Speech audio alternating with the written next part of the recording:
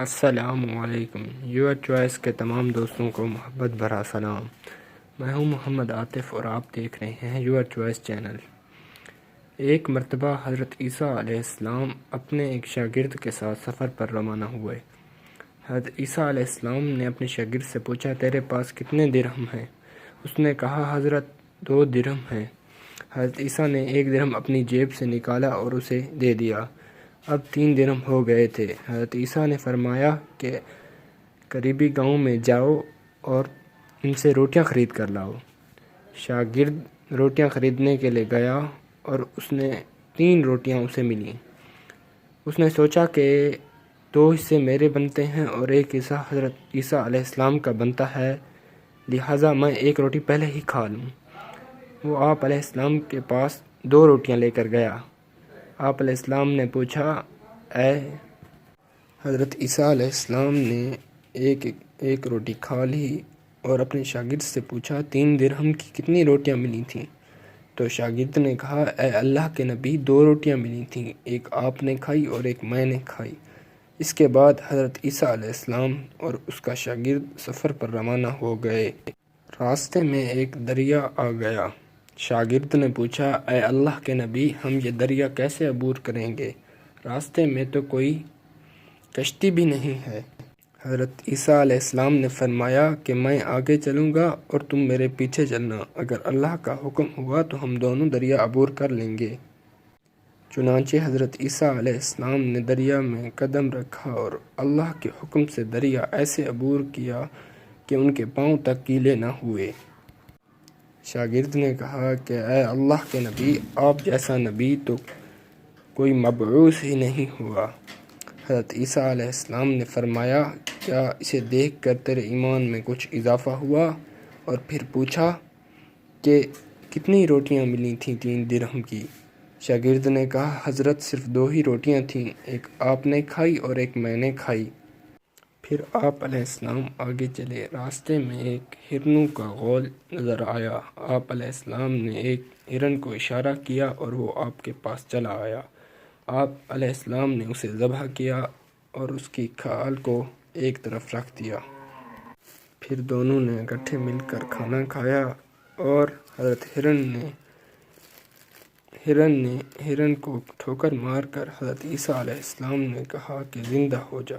پھر وہ ہرن زندہ ہو گیا اور چونکڑیاں بھرتا ہوا غول میں شامل ہو گیا۔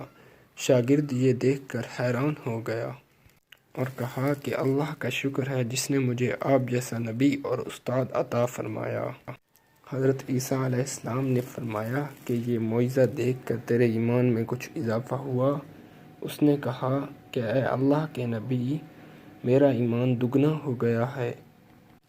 پھر آپ علیہ السلام نے فرمایا کہ بتاؤ روٹیاں کتنی تھیں؟ اس نے کہا، اے اللہ کے نبی، روٹیاں 2 ہی تھیں۔ پھر دونوں حضرات روانہ ہو گئے۔ راستے میں انہیں پہاڑی کے دامن میں 3 سونے کی اینٹیں ملیں۔ آپ علیہ السلام نے فرمایا کہ 1 اینٹ میری ہے اور 1 اینٹ تیری ہے اور تیسری اینٹ اس کی ہے جس نے تیسری روٹی کھائی تھی۔ اس پر شاگرد شرمندہ ہوا اور کہا کہ حضرت تیسری روٹی میں نے کھائی تھی۔ اس کے بعد حضرت عیسیٰ علیہ السلام نے اس لالچی شاگرد کو چھوڑ دیا اور 3 سونے کی اینٹیں اسے دے دیں، اور لالچی شاگرد وہاں بیٹھ کر یہ سوچنے لگا کہ ان 3 اینٹوں کو کیسے گھر لے جائے۔ اسی دوران 3 ڈاکوؤں کا ادھر سے گزر ہوا۔ انہوں نے اسے قتل کر دیا اور آپس میں کہا کہ اینٹیں 3 ہیں اور ہر شخص کے بدلہ میں 1 اینٹ آئے گی۔ اس کے بعد وہ 3 ڈاکو بیٹھ گئے۔ ان کو بھوک لگی تھی، اس لیے انہوں نے ایک ساتھی کو پیسے دیے اور اسے کہا کہ قریبی گاؤں سے روٹی لے آؤ۔ پہلے ساتھی نے سوچا کہ کیوں نہ میں ان کے کھانے میں زہر ملا دوں اور تمام اینٹوں کا خود ہی مالک بن جاؤں۔ اسی اثناء میں دونوں دوستوں نے فیصلہ کیا کہ جب وہ روٹی لے کر واپس آئے گا ہم اسے مار دیں گے تاکہ ہم آپس میں اینٹیں تقسیم کر سکیں۔ جو ہی پہلا دوست روٹی لے کر آیا تو ان دونوں نے اسے قتل کر دیا اور پھر بیٹھ کر کھانا کھانے لگے۔ کھانا زہریلا ہونے کی وجہ سے وہ دونوں کھانا کھاتے ہی ہلاک ہو گئے۔